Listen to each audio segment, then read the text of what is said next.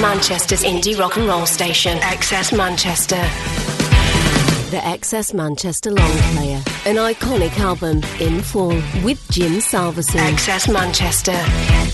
Welcome to the XS Long Player. I'm Jim Salverson, and this is a podcast that looks back at some of the classic albums of our time, some of the greatest ever LPs. And today, I'm talking about Kula Shaker's debut album K, released back in 1996. And an album that became the fastest selling debut album in the UK since Oasis and Definitely Maybe, which, by the way, is another album you can hear discussed on this podcast series. I talked to Alan McGee about that, so zoom back in the podcast feed to find it. But we are talking about K today, and I'm joined by Crispian and Alonza for the band to discuss its conception, recording, and a bit of the infamous fallout after the album as well. This, in my view, is one of the most creative albums of the Brit Pop era, but also had a few standout singles on it. Tracks that are still played on radio today like Tatva and Hey Dude, which you might remember was only kept off the #1 spot when it was released by the Spice Girls. But that's quite enough from me. Let's get stuck into this. Crispian Mills and Alonza Bevan from Kula Shaker discussing their debut album K on the XS Long Player. Welcome to the XS Long Player, gentlemen. Thank you for having us. Thank you very much. Here we are. Am I right in thinking that the first shoots of success for Kula Shaker began here in Manchester? Because I think, I might have this wrong, but I think you won a competition within the city in Manchester, and that resulted in you subsequently getting the record deal with Columbia that went on to you releasing your debut album. It's true. There's been a lot of intersections with Manchester in our career that have proved to be both fateful and fortuitous. Well, yeah, I mean, in the city was a great, I guess, an industry kind of festival at the time. We won that joint winners with Placebo, wasn't it, that year, I think? You know, I think we were getting a bit of heat from the record companies. And finally, after having kind of been ignored we kept changing our name every 6 months because the record companies didn't want to know. And we kept changing our name and submitting new demos. They go, they sound a bit similar to that.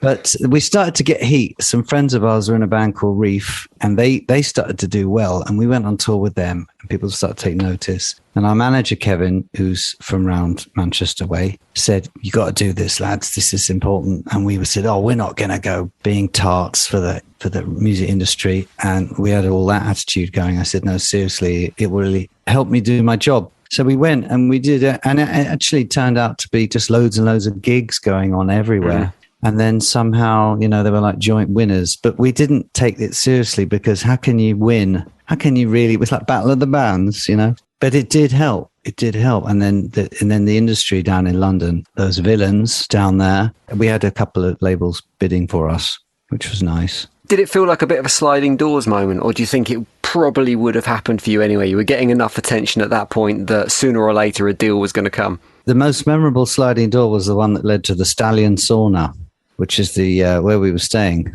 the bed and breakfast. It was the Carlton Hotel. I don't know if it's still there. It was on the recommended list of hotels for poor Southerners coming up to stay. And it was a very colourful hotel. There was a flyer for the 24-hour male-only sauna. And we realised that was at the hotel we were staying at. It was, big shout out to the Stallion Sauna for making that very memorable in the city. We gave them our award, didn't we? We got an award for In the City. I think it was a banana with 2 apples placed suggestively at the base, sprayed silver. And I think we donated that to the Carlton Hotel. It's still there now in the sauna.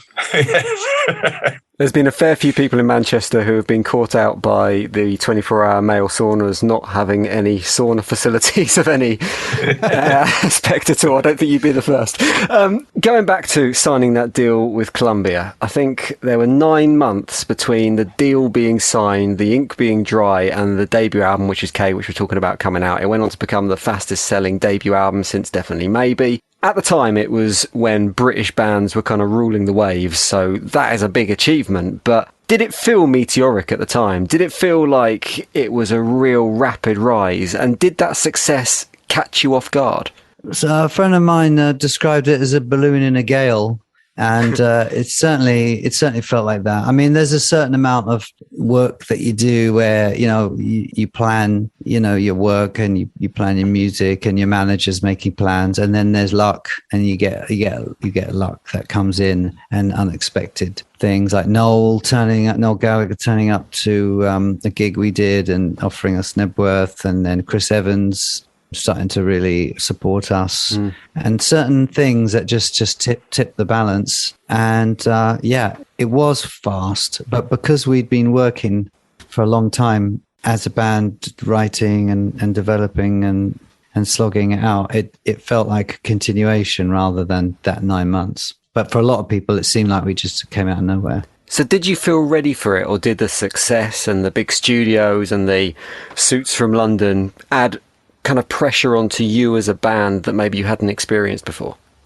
Nobody can be ready for that. No, because it's the end of your privacy. It's the end of your innocence, actually, because you're becoming you're sort of public property. There was, and then also, it's the business is pretty brutal. So.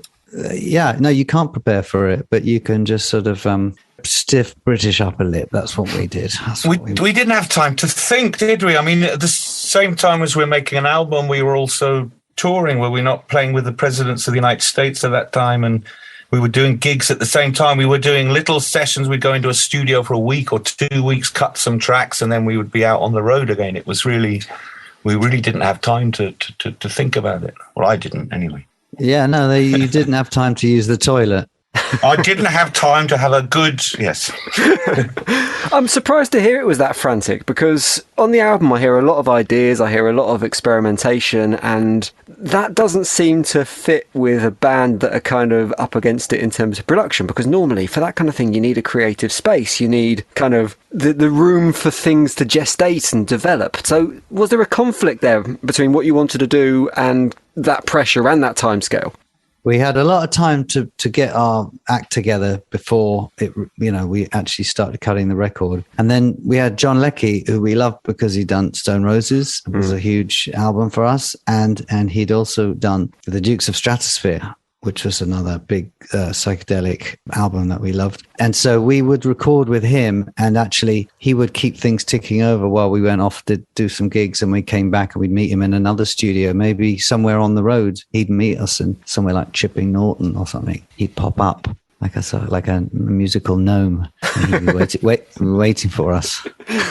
Was he kind of a father figure in those sessions, coming in with his experience? Like you say, he worked with the Roses and he'd produced their debut. Was he a kind of guiding light through those experiences for you? He was like a magical creature.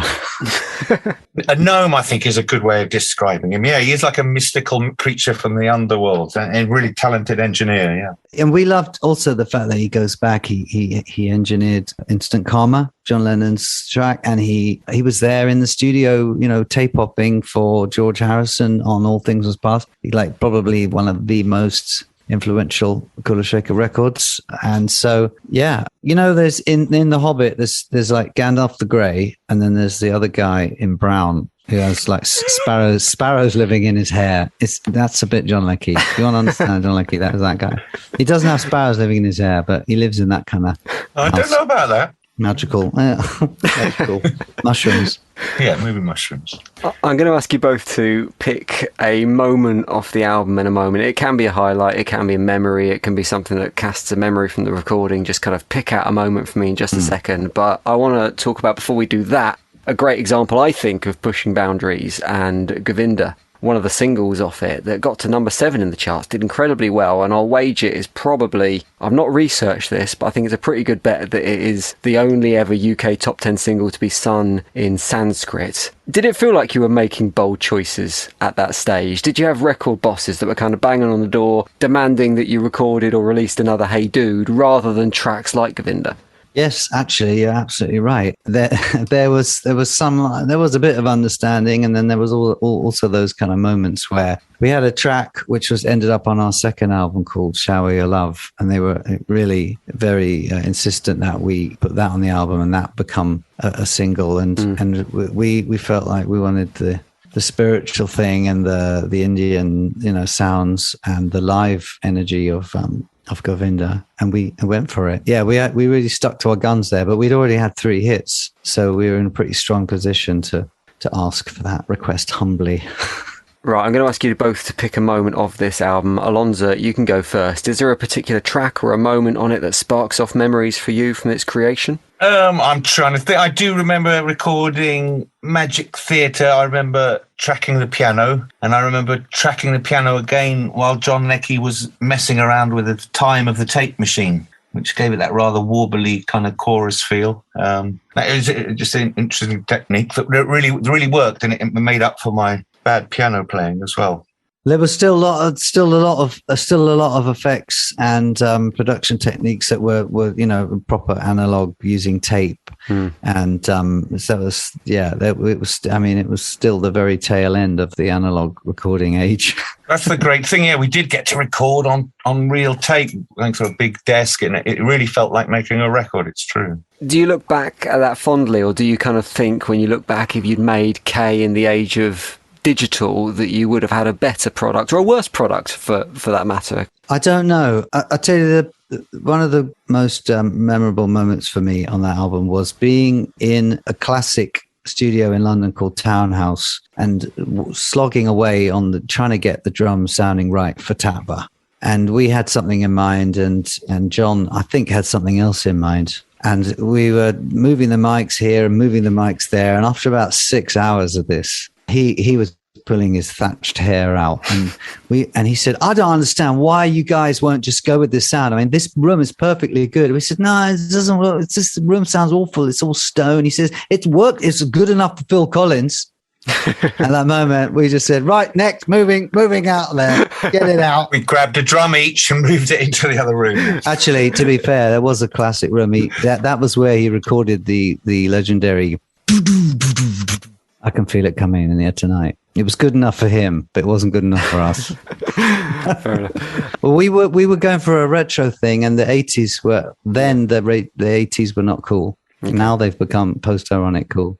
I want to talk about the tail end of this album, which I imagine probably wasn't a period you look back on too fondly. There were some comments that you made, Crispian, about the well-documented comments now about the origins of the swastika in mythical Indian culture. It resulted in a newspaper story that suggested that you had dabbled in Nazism, which is a weird statement. When you look at the themes and the lyrics from your music, you can tell you're not a band full of right-wing supporting idealists. Yeah, dabble with Nazism. Yeah, that's a thing, isn't it? Can people dabble in Nazism? But anyway, we've got 25 years now since that happened, between the kind of press stories and the fallout from that. How do you look back on it now? Do you look back on it and think you were completely screwed over by the British press, or do you look back on it and say, "Oh, I wish I'd been more careful with my words at the time"?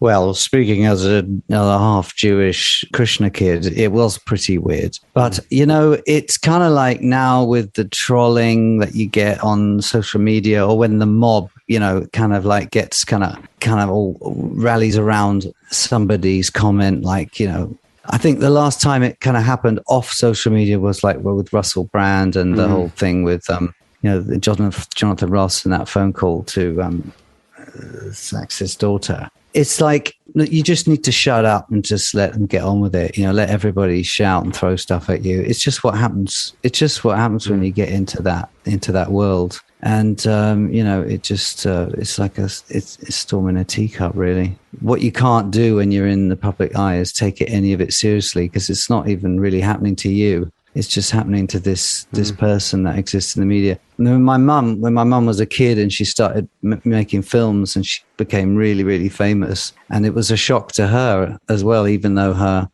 dad was a film star. It was a shock, and she realized that the person on these posters wasn't her. It was someone else completely, and it was a big shock, and you kind of have to readjust.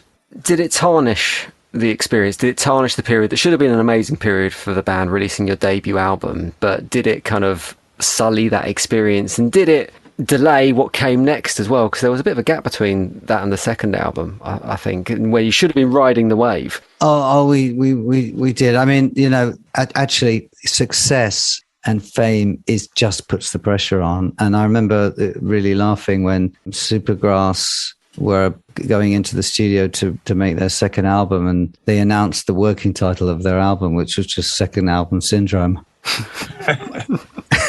And because you get that pressure you have to replicate that same success. I mean, the most complicated moment of our second album was being in the studio with Rick Rubin and George Dacoulias producing us at the same time. Both guys are well over 6 foot and quite big fellows with giant beards, and we're all quite sort of skinny Englishmen. And I thought, how did we get here? At that point, you've got proper second album syndrome. How do you feel about this album now, your debut? Like I say, over 25 years since its release. Do you look back on it fondly and see it as a perfect piece of work? Do you hear the imperfections? What's your relationship like with it now?